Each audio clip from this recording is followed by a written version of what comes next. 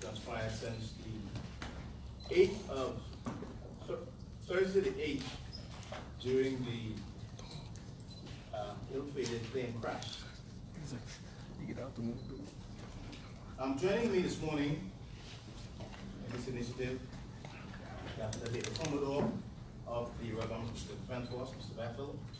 Bethel.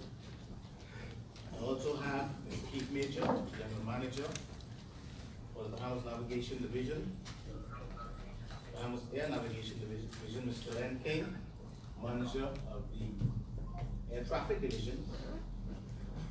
Also, Mr. Chris Lloyd, Operations Manager, Bahamas Air Sea Rescue Association. And U.S. counterpart, Mr. Makita, our U.S. Coast Guard liaison officer here at the U.S. Embassy. Also, too, quite a number of the Deputy Commander of the Defense Force, along with the senior officers, so assembled, and Assistant Commissioners and Senior Officers of the Royal Police Force. I'm sure you can and would appreciate that plane crashes which occur in the Commonwealth of the Bahamas. There's a process in terms of investigation of that crash. And so that I just want to say that for the record, the Accident and Investigation Department is the lead agency responsible for the investigation of that particular crash. They are aided in that particular process by the Royal Bahamas Police Force, who too has a role to play in the investigation of the matter. And of course, in this particular case, our colleagues from the Royal Bahamas Defense Force, all having a role to play in these situations. In this particular situation, however, because we are still in the search and rescue and of course the recovery mode now, the Royal Bahamas Defense Force have been taking the lead role in the search and rescue efforts that is currently going on. And I just want to say for the record too, that that role is never halted by the Royal Bahamas Defense Force, because from the night of the crash, search and rescue and recovery was continued or has been undertaken.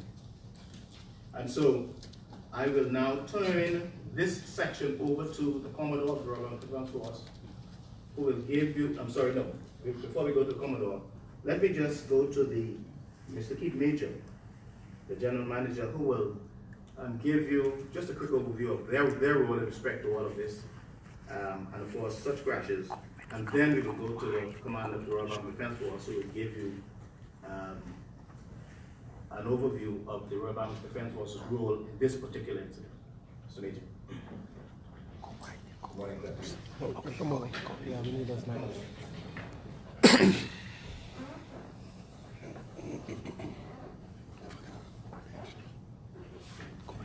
Good morning, you all. Thank you, Commissioner. First of all, my condolences to the family. But Air Traffic Services, or Bahamas Air Navigation Service Division, which has oversight of air traffic services in the country, is an alerting service. When we have incidents such as this, we alert the necessary agencies such as the Defense Force, BASRA, U.S. Coast Guard, etc. We did just that. We also alerted the Air Accident Investigation Division, which is an autonomous body, not associated with Bahamas Air Navigation Service Division, which was directly administered. And as the Commissioner said earlier, they would be responsible for the investigation as to the cause of the crash. But once air traffic would have notified the relevant agencies, our role basically ceased. But we will continue to provide efforts to assist in coordination because of the proximity of the site to the airport and on final approach to the main runway. There was need to divert aircraft away from the area, so we will be the coordinators in such event. But in a nutshell, that's basically it for us. Thank you so much, Mr. Major. And we ask that you hold all questions until the completion of the entire process, and then we'll field any questions you may have. This particular investigation is ongoing, as I indicated earlier. It's being led by the Accident and Investigation Department, assisted by the Royal Bahamas Police Force and the Royal Bahamas Defense Force. And so at this time now, we should turn the meeting over to the Commodore of the Royal Bahamas Defense Force, who will give you an overview of the Defense Force's position of this event.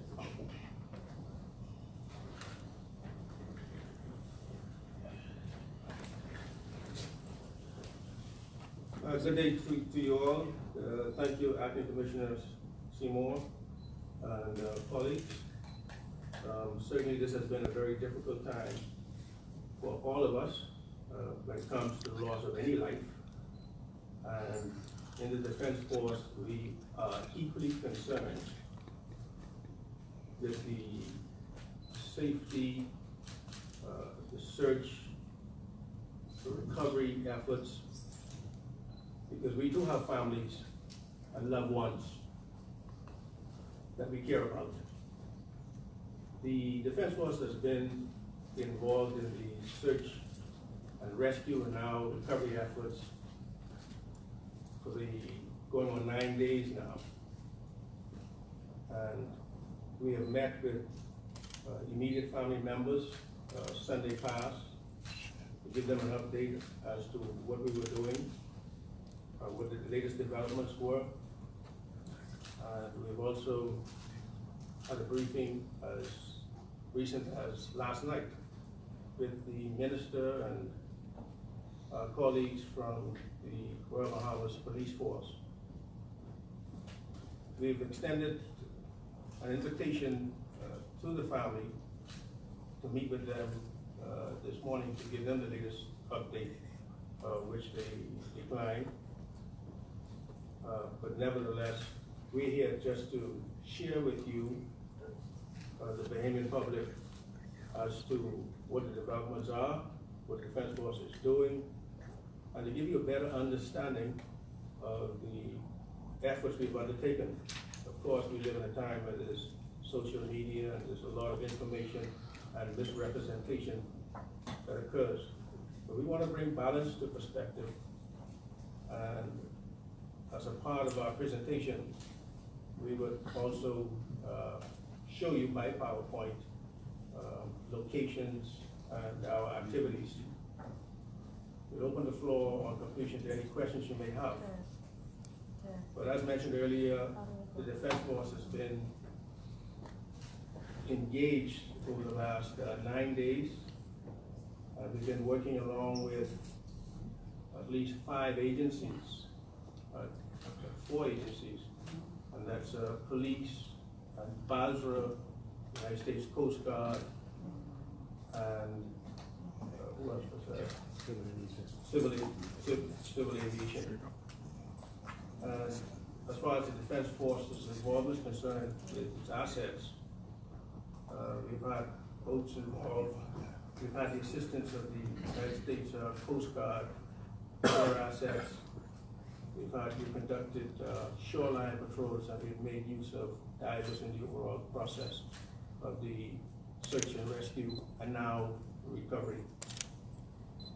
The total area we've covered so far in our search efforts is approximately 300 square miles. And we'll go into details shortly with our PowerPoint presentation. And with any further ado, I will turn over the briefing to Lieutenant Commander Colin Bethel, who is our Squadron Commanding Officer, and he will continue this brief, and we will be open for questions on completion. Thank you. Good morning, all. Just one, if you wish to look at it, the brief is on the screen behind you. If you wish to set up your camera. Let's do that.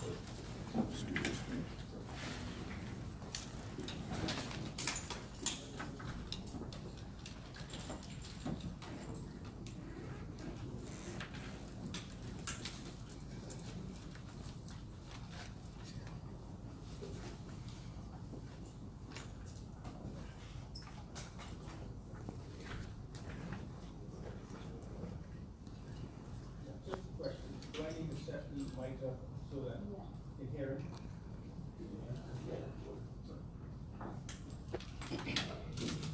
You want me to say something? Don't move it, but if somebody else is going to be speaking.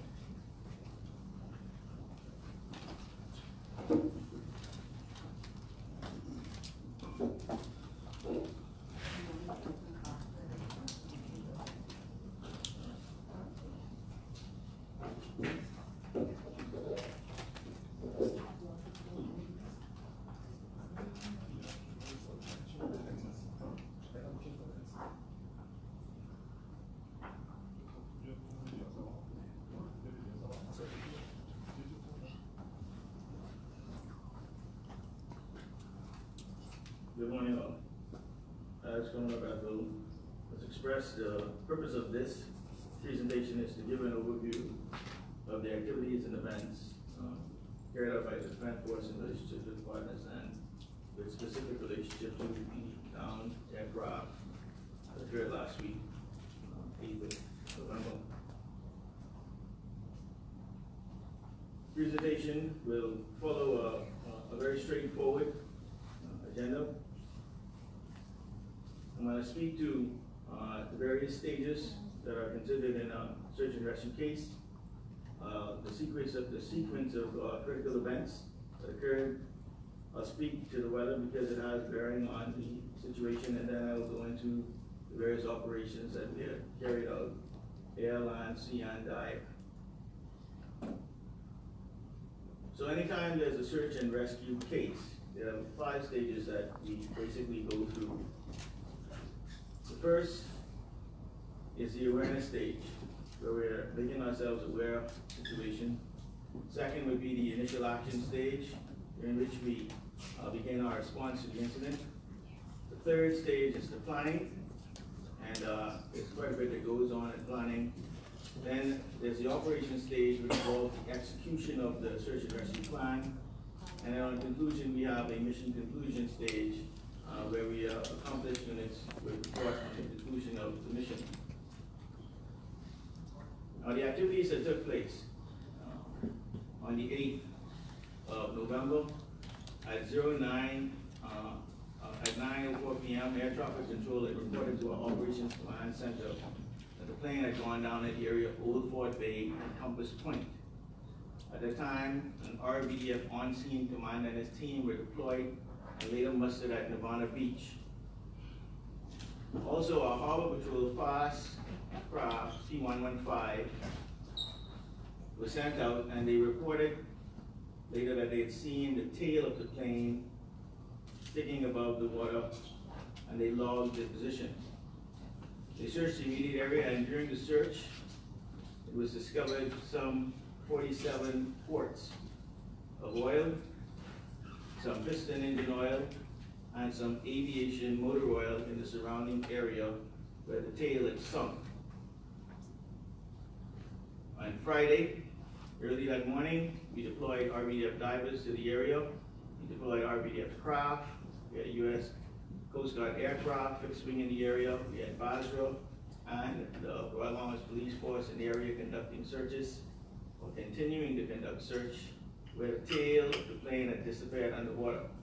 We also had our drone launched, and later on that day, we also got reports from the U.S. Coast Guard aircraft that they had spotted an oil sheen in the water. Continuing over the weekend, Saturday and Sunday were inclement days. We weren't able to dive, however, we still had surface assets, surface and flying assets that covered the area in search and rescue efforts. Bearing in mind, this is the initial days of a missing person. Our concentration is on search and rescue. On Tuesday, RBDF divers would have discovered some debris in the area of the flying patrols with negative findings. On Thursday, as we're all aware, we had some civilian divers that went down. They found some debris at the crash site. We also had RBDF divers that went down that day and discovered more debris around the site. Today, 16th, We also have divers out, which have discovered even more debris of the plane in the downed area depths, now at 216 feet. And I will speak to that further in the presentation. This slide is just to give a representation of the plane or the type of plane that went down, and also show what the tail had looked like when it was first discovered. It was in that same type of position. We would have been able to see basically what you're seeing there on the screen. The weather that day, when the plane went down, the winds were coming out of the east at 10 to 15 knots. Seas were 2 to 4 feet, but what's interesting to note is that the tide at the time, the high tide at that night was 8:12, which means that when the plane went down an hour or so later, we would have been at ebb tide, meaning that anything in the water would be getting pulled out to the ocean. This is the location that the plane tail was first spotted. This slide is just to indicate that at that specific location, the depth ranges from 60 to 1,500 feet as it's on a ledge.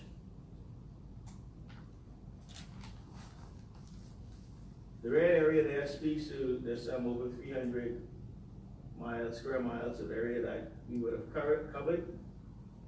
And to the right, you can see the assets or types of assets that were involved. We had rotary wing, fixed wing, we had small boats, we had interceptors, we had the use of our drone, and we also had the support of all of the volunteers from the Bahamas Air Sea Rescue Association. Our drone was able to provide us with aerial coverage along the coastline, as well as out to sea. This is just one of the search patterns that they had done at a height of 300 feet, covering some 286 meters off of Old Port Bay. This is an aerial view at 300 feet of the shallow areas that the smaller boats could not get into because of the dangerous reefs. And this is an aerial view of the area that the tail was sighted when it first went down. So we had drone coverage of all the areas around the coastline, as well as in the area of the dive operations. This is just a particular course that the drone would have taken, moving from all the way from the northeast point all the way down to the compass point. The dive operations. On Friday, dive was conducted in water surrounding the last location of the tail of the plane at a depth of about 100 feet. There's 50 feet visibility beyond. No sighting of the plane or debris on the seabed. On Saturday and Sunday, as I stated earlier, we had inclement weather, so the divers were ready to dive, but because of the weather, they weren't able to go out. On Monday, even though the weather had died down somewhat, it still was not conducive for dives, but we did do a surface search with the divers with negative findings. On Tuesday was when we first discovered debris in the water, approximately some 500 feet east of the last position of the tail of the plane, in depths of 112 feet. The debris field was about 60 feet from the leading edge of the shelf, which went down to 1,500 feet. On Wednesday, we did another surface search in the area east of that debris field that we had discovered on Tuesday. And on Thursday, when we went back out, and as you know, Mr. Andrew Knowles and a team of Bahamian divers went out as well and discovered some more debris, which include wreckage of the actual plane. Today, like I said earlier, we have dive operations going on, expanding that east coast and going even deeper. And we have also found more debris and wreckage from the plane. This is just a shot to show you what a dive pattern or dive search pattern would look like. There would be zigzag motions covering several areas. There would be areas that would be identified by cordon lines for each search. This was the pattern that was taken on Tuesday when we found the debris. As you can notice in relationship to the initial sighting was slightly west, the debris was east to that sighting.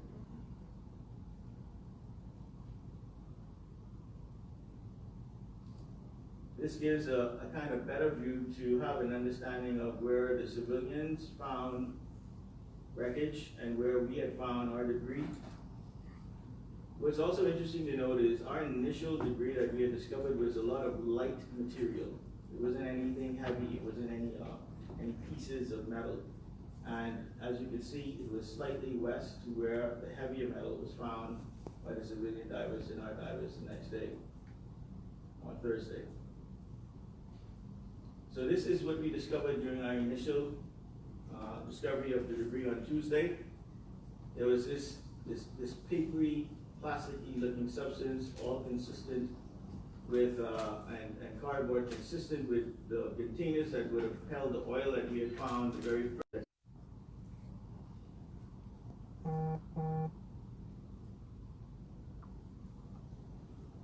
If the video is played, you would see an actual video of the dive.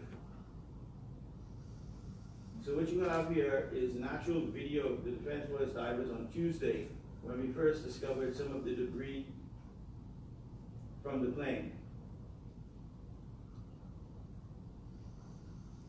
They're currently at a depth of around 80 to 100 feet. And as you can see in the video, you would see that they're on a ledge, whereas if they were to continue out, they'd go straight off into the edge of the ocean. These are bits and pieces that were picked up by the divers. And as you can see, there's a lot of this long papery material, almost looks like rolls of toilet paper, but you couldn't really pick it up. As soon as you hold it in your hand, it would break apart.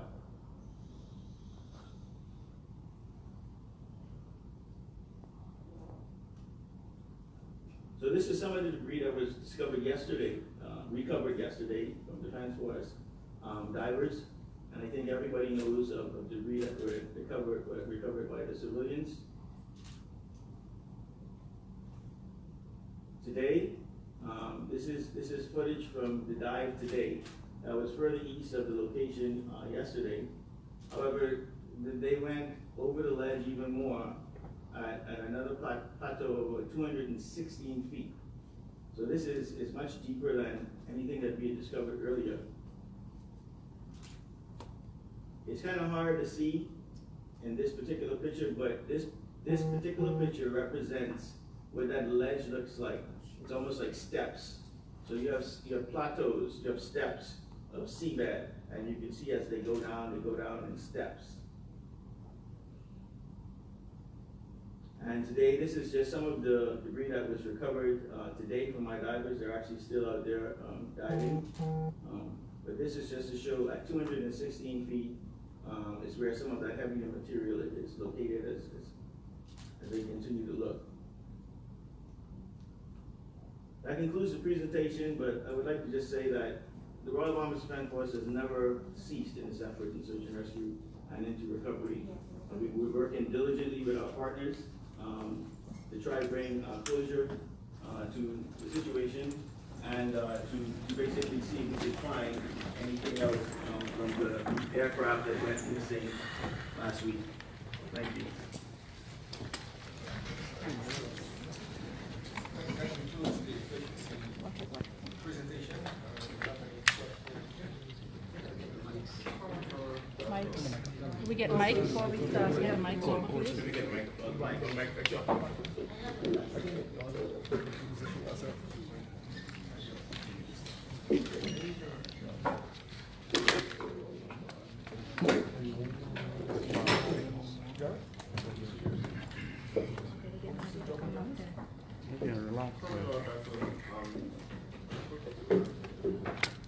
You mentioned that the search area was approximately 300 square miles. Now, yesterday it took the civilian divers less than an hour before they started to find pieces of the plane.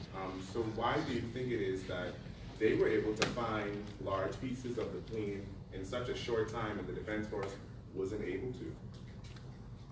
Well, one of the things you're looking at a large area. First, it started off as an initial tight area, but you search as in anything. Even on land, if you're looking for something, there's chances that you won't see it. But what I would like to do is allow our commanding officers responsible for dive operations, they share a bit more on the actual nature of the dives that were conducted, so you have a better understanding.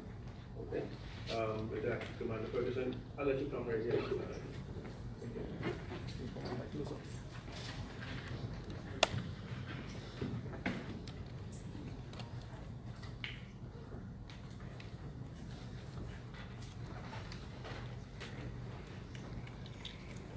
Yes, good morning.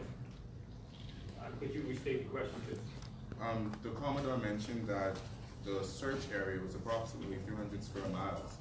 Yesterday, it took the civilian divers less than an hour to find pieces, large pieces of the aircraft, and it was only about 600 feet from where the plane had went down. So my question was, why is it, or why do you think it is, that the Defense Force couldn't find these large pieces in their search, but civilians were able to find them in such a short time? Right, so basically what you have is, as was being presented in the presentation, search and rescue is a science, is something that we do whereby based on the weather patterns, based on what the weather is doing, based on the sea state, the tide flow, we now go ahead and we do what we call is a dive search area. The dive search area that we initiated on that day was pretty much focusing around the search area where the last sighting of the tail of the plane was noted. So we would have dived that area, and we would have been confident that 1 mile range of dive that we did, that there was no other debris that we found in that area. So for that day, we would have cleared that dive search area. With subsequent dives, you now do a shifting of your dive search area.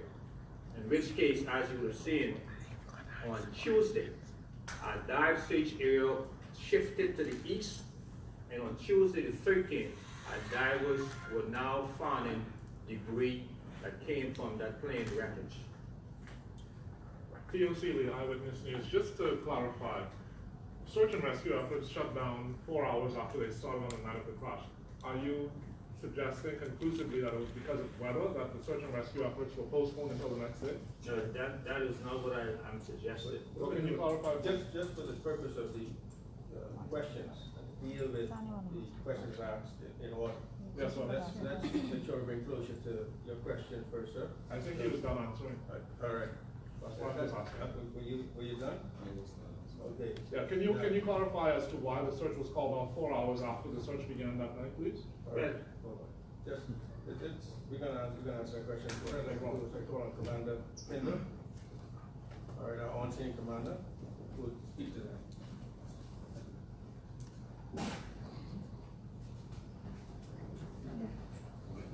Thank you for your question and good morning to all of you.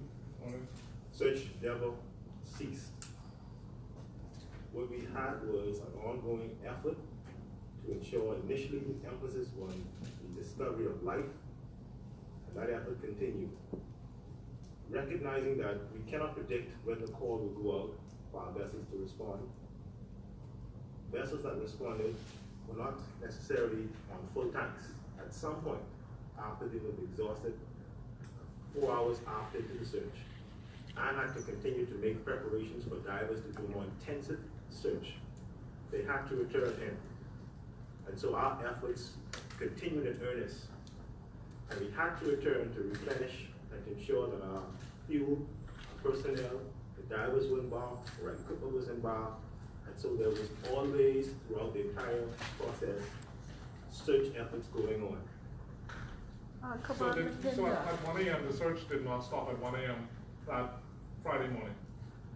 Because we were briefed by officers on the scene that the search was being called off for the night and that the search would resume the next morning. What happened was we had a suspension of search in terms of the surface search craft having to return to bring in additional divers to ensure that the right equipment was brought in, and more importantly, to ensure that the personnel And Right personnel. what are all of those new personnel brought in? When were the tanks refilled and when were the new personnel brought in? Between it being... Our personnel returned to site so as to dive at first light, which was very shortly after About what time was that though, Commander Pinder? About what time? Because there seemed to be a lapse in reporting the time. Some say you left at 12, some say at 2 a.m. What time did you leave and exactly what time did you return? I'll say this without getting specific at the time. It was well after 0200 hours when our surface craft went in. And of course, we have to allow our people an opportunity to get the right equipment to initiate a dive operation. I want you to appreciate the environment under which that search was being conducted. There was ambiguity regarding the number of persons actually on the plane, and all response efforts was focused toward ensuring that life was preserved. If somebody was in water, we wanted to make sure we saturated the area to assure that we can rescue life. The emphasis was on rescuing life. Understandable, but there's no conclusive answer as to when the tanks were refilled and personnel redeployed into the water. They redeployed so as to initiate dive operations at first light. I don't know the specific time, but I can assure you by first light, before 6 o'clock, those vessels were en route to the position. Commander Pinder, is it normal that you would not put in a time when you're doing a report? I also noticed that it was void in your presentation. I didn't see a time. I saw early AM. Yes, but we need a time, because I know how the military is. Everything is timed. The specifics, as we have an ongoing investigation, the specifics will increase. We had near to none in terms of visibility. We had ongoing efforts to look for life. We made every effort to ensure that we pushed the envelope without or compromising safety. And at some point, you have to go in, get yourself all squared away in terms of coming refueled, take on the necessary, after you've made your initial search, you want to make sure the necessary right equipment and personnel are in place to go ahead and do a much more comprehensive effort. And that is what we did. We continued our efforts. My next question might be for... When the tail of the plane was spotted, how close were officials to the tail of the plane, and were any efforts made at all to try and get to the tail of the plane before it disappeared into the water? I can say, without being specific again, that the personnel was satisfied that they did see the aircraft tail before it eventually submerged beneath the surface.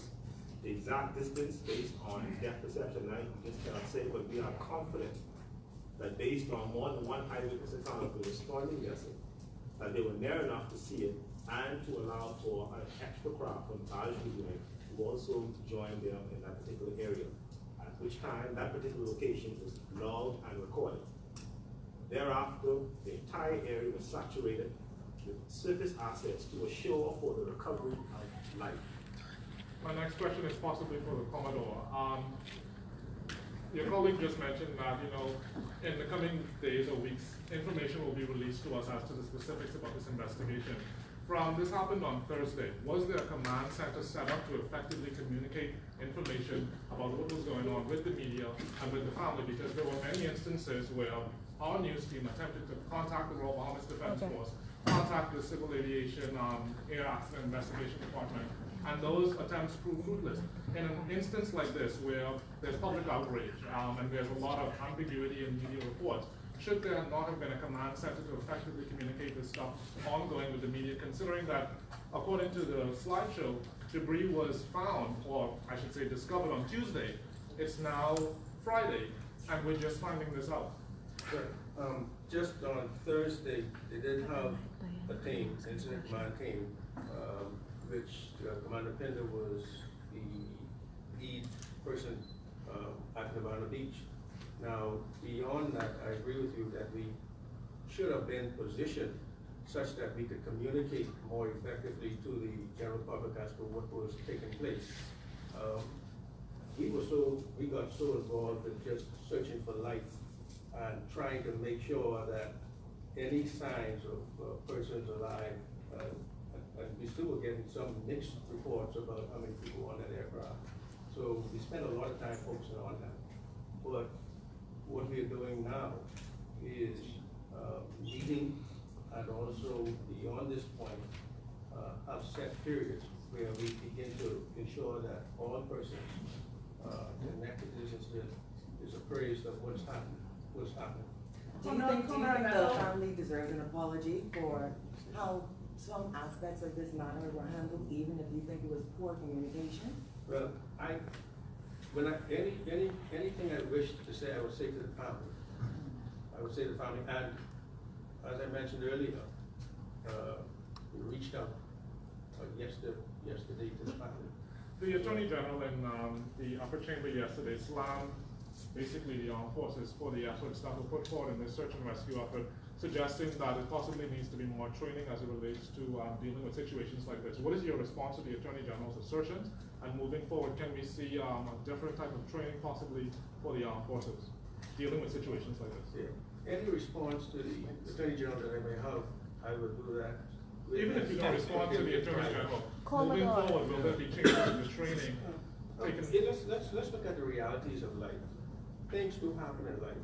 And when they happen, you always look for ways and means of improving the way you do business. And certainly that would be applied to this. Commodore Bethel, I should have identified myself. My apologies. I am Tanya Smith-Cartwright from ZNS News. I want to ask an overall question. I've been watching this all this time, and I want to ask an overall question. I see your elaborate display, your lovely PowerPoint display of start to finish so far what has happened. And it sort of fills in some of the blanks for me, a member of the public. But I want to ask this question. Do you think this is just a case of very bad PR on the department, on the part of the Royal Bahamas Defense Force, or is it straight up negligence in terms of communication? As I just mentioned, anything you do, you'll always find ways to improve on it. And I just shared with you what we're planning to do going forward. Okay, so that is an admission of sort of dropping the ball, do you think? No, it was an admission of what I just said. Which is dropping the ball in a sense? No, that's what you said. Commodore, how long do you expect this search effort to continue now that you've already started to find degrees? Well, we'll take it on a day-by-day basis because, you know, every day is a different set of factors that we must consider. And so we will continue, especially with the most recent find this morning by our dive team members. So even that has to be analyzed and we'll make a determination. Commodore Bethel, Jasper Ward, Nassau Guardian. I know authorities said last week they weren't able to locate the plane the day after. Were any efforts made to secure the plane when they first arrived at the site? No efforts were made to secure the aircraft because our priority right then and there was to look for persons who may have been alive in the water. Now let me just share something with you. It was in 2015. We had almost a similar experience where we had a light aircraft crash off the southern coast of New Providence. We followed the same protocols. And in that situation, we were fortunate enough to rescue, I think, at least 5 persons, including a 2-year-old baby. And of course, it was a different set of factors, but it was the same kinds of principle involved. The aircraft where we got the aircraft was not floating in that scenario. There was another scenario several years ago when an aircraft, a much larger one, crashed off of South Beach. That one crashed in shallow waters and people got out and so forth. This is the first time, at least in my experience, over many years, that we've had an aircraft that crashed in the waters off the Bahamas. People at that time were uncertain as to who was on it. At least the Defense Force was uncertain who was on it. The plane, you came across a part of the plane, not knowing it was fully intact, but you see a tail. And you show up upon it, and then the first thought, you see objects floating in the water, the first thought is, who may be out there? And so if you spend more time trying to secure the aircraft per se, and somebody is just on his last few seconds of breath, that could result in the loss of a life. So you have to make a decision. Persons on scene have to make a call as to how they would manage that process. And of course, all of that has to be reviewed. And we need to allow ourselves some space while we're still in the middle of still the search and recovery effort, and allow ourselves some space to do the work at hand, and then to properly assess what happened and come up with a report. Commodore, the family called your search efforts negligent, inefficient, and inadequate. How do you respond to that?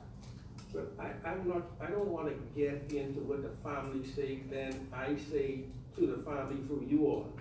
When I speak, I have enough respect for the family to speak to the family. Do you think there was any hope of finding him alive? That you feel you did everything in your power that night, and that if there was any chance of finding him alive, you would have? We always rule of thumb. We always assume best case scenario, always. And we had the most recent experience of that. And this explains why we reached out so far, even beyond looking to the north coast of, the east coast of North Andros and Berry Islands. We had a situation where everybody said this young man from Bimini was making his way to New Providence. And somewhere between Bimini and New Providence, he went missing. And then 2 weeks later or so, they found this person in a totally opposite direction in the Gulf between Bimini and the United States. Somebody picked him up. So we assume the best case scenario, and we apply as best an effort as we can within the capacity that we have at hand. This is a reality of life. You have to make use of what you have and do the best of it. Commodore, the debris that was discovered on Tuesday, I believe in the report, it said that it was discovered but not retrieved. When was the first aircraft debris retrieved from waters? Was it after the civilians found the debris or prior to that? As was mentioned in the presentation, they tried to actually retrieve, but it disintegrates every time they touch it to bring it up, it disintegrates. So there was no debris? But now, let me get this be clear. Are you talking about on the day of the incident, the evening of the incident, we retrieved the bottles of oil that was afloat in the water. Was there any part of the aircraft that was retrieved between last week, Thursday, and yesterday? Just no part other than this morning. Question. Yesterday we retrieved some parts. Was the family informed on Tuesday after debris was found on that day? And if so, why wasn't the media informed on that day as well, considering it was still hot and we were following it out? Here again, that's an area I said we should have been able, we need to improve on. But so the family wasn't informed either? Not on that day. No. Okay, so no debris was retrieved from water prior to the civilians retrieving the debris yesterday? Only the oil containers that were afloat in the water near the tail of the aircraft. Why were Marines not able to retrieve that debris before civilians yesterday if search efforts were ongoing? Well, they were, I think you just had a clear explanation as to what we were searching, what we were focusing on. And I think we understand what the situation is in that regard. Would you have done anything differently other than, I know you admitted communication could have been better, but in hindsight, is there anything officials would have done differently in the days after the crash? There are some things that are already in mind, but we have to, and we're already communicating on this as far as all of the agency partners are concerned. And so that is something that will come out at the end of this investigation. In the presentation, it mentioned that yesterday, I think he said that in addition to the pieces that were discovered by the civilians, there were small pieces that the Defense Force and the search team recovered. Around what time did they do their search? Because when the civilian boat went out, there weren't any patrol vessels there, and that was well around 12 p.m. in the day. So around what time did they go out, and for how long? The area since the incident has been consistent, has been patrolled on a daily basis, since the incident. Now, as mentioned, there were some limitations with the dive because of the weather situation. We got information of the finding by the private concerns. And then we decided to look in an area close to that area where we found this additional. So the team went out after you got word that the civilians found Yeah, pieces? they went after. So was it safe to say that if they didn't find those pieces, then? No, they already had a plan down. So they had intentions on diving us in any event? In any event, yes. Okay.